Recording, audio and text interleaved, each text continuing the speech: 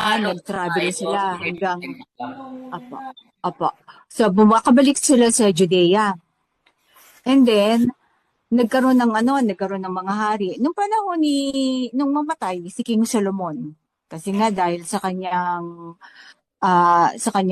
ni King David, kaya lang, di ba, nagkasala siya. So, pero hindi niya dahil lang nga, mahal ng Aba, si King David, kaya pinagpala din niya si Solomon. Kaya lang si Solomon nagkasala naman sa pag-aasawa ng mga hindi kapwa Israelita, ng mga foreigner. Pero dahil sa pangako ng Aba kay King David, hindi niya inano si Solomon, hindi nawala sa kanya ang kaharian sa mga anak ni Solomon. Nung mamatay si Solomon, yung mga anak niya ay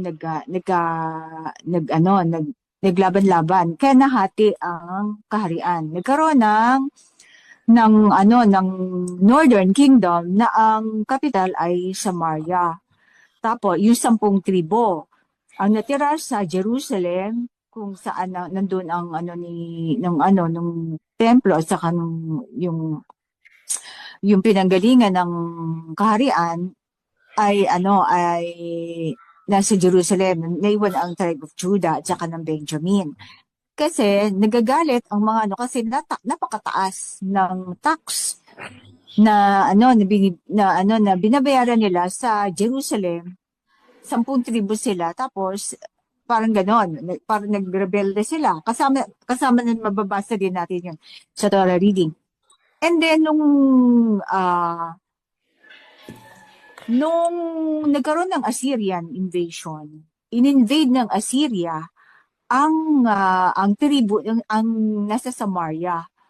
So nag-aalisan doon ang 10 tribo. Yung iba dinala sa Assyria, yung iba nakatakas papunta dito sa atin sa Ophir.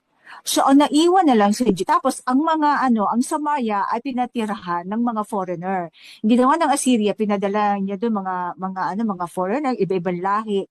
Kaya nga 'di ba ang sabi ng panahon ng Messiah, wag ka pupunta sa Samaria kasi iba yung mga tao doon. Yung pumunta ka lang sa mga remnants, yung mga Judah, sa tribe ni Judah. Kasi ang Samaria ay wala na doon ang 10 tribo. Nasa Assyria na, yung iba nandito na sa Ophir. Yung sinasabing 10 datu na dumating na dito sa Ophir, yung 10 datu yun. Ibig sabihin 10 tribo. Ngayon, so ang sinasabi yung Jew, yung mga yung tribe ng Judah, kaya Jew ang tawag sa kanila, yun ang akala nila, yun lang mga Israelita, which is not, diba? Ngayon, ah, yung mga Juda naman, andin nila sa Babylon. So, iba yung Babylon, iba yung Assyria. So, sila, sa mga Juda. Ngayon, yung 10 tribo na nagpunta sa Ophir, humalo na yon.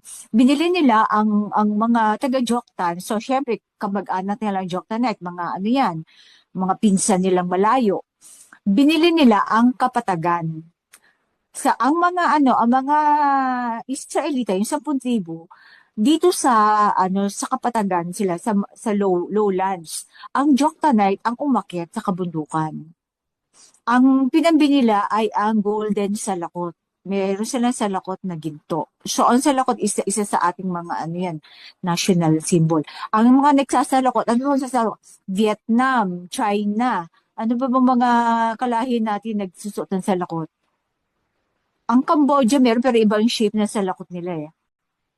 Pero yung talagang parang Mayon volcano ang shape. Yan, Vietnam, China, at saka Ophir. Yan, golden salakot ang binayan. Tapos, I don't know kung saan ako nabasa, yun sa atin sa Bangladesh libro ng pa. Sultan. Tapos Thailand, nagsasalakot din. Oo, pero mostly, basta-basta yun golden salakot. So, ibig sabihin, then kalaunan, ang dugo natin ay hindi na puro. Naghalo. Kaya nga 'di ba sinabi, you will be a nation of priest. Kasi ang mga Levita sa templo ay kinuha nung maglaban-laban, dinala sa muna sa Samaria. Then nung sinakop ng mga Assyrian, kasama ng ng 10,000 ang mga Levites. Sinama nila ang mga Levites. So pagpunta dito, kasama nila ang mga Levites kasi nakahalo yun sa iba-ibang tribes, 'di ba? So ibig sabihin, naghalo-halo ang dugo ng Joktanite at ng ah mga Peleg, mga Israelite. Naghalo-halo na. Kasama na doon nung dumating pa ang mga Spaniards. Kaya nga, 'di ba yung Samar, yung sinasabi nilang mga waray, ang tatapang. Kasi yung una kaya tinawag na Samar yun, mga taga Samaria yun ang kwento ng mga taga Samaria ang unang nanirahan doon. Doon sa Samar. Kaya sinasabi nila yung mga waray. Kaya nga 'di ba si Sultan nagkaroon pa ng sariling GC ang mga waray noon. At tapos yung ibang mga waray noon pumunta sa Cavite. Kasi mga sila, mga boat builders, mga gumagawa sila ng mga bangka. Ngayon, yung mga Cavite, yung mga iba nasa Tondo. Kaya 'di ba, sa iyo yung Tondo, akin ng Cavite, mga ganun-ganun 'di ba? Yung mga kingdom 'yan eh. So kaya pag sinabi na maaring may duguta, Israelita rin tayo kasi naghalo-halo na. Ngayon, tayo na, may dugo rin tayong Spanish, may dugo din tayong kaya anong sabi ng Bisaya, kung gusto mo na makipagtipon sa kanya, na ang tipon na yun ay para lang sa mga Israelita, magpasakop ka sa pamamagitan ng bautismo. Yun yung mga Oh, foreigner na nagpapabaptize, how much more tayo na may dugo talaga tayong Israelita yun din ang at sabi ni, Joktanite. yan ang conclusion ni, halo na tayo sis, sabi niya ganun. Oo. Tapos yung So, mga wag mo sabi, sasabihin dito tayo, tapos tayo pa, ngayon pa na oo, tayo ay pumasok sa covenant at tayo pa ay sumunod sa mga kautusan.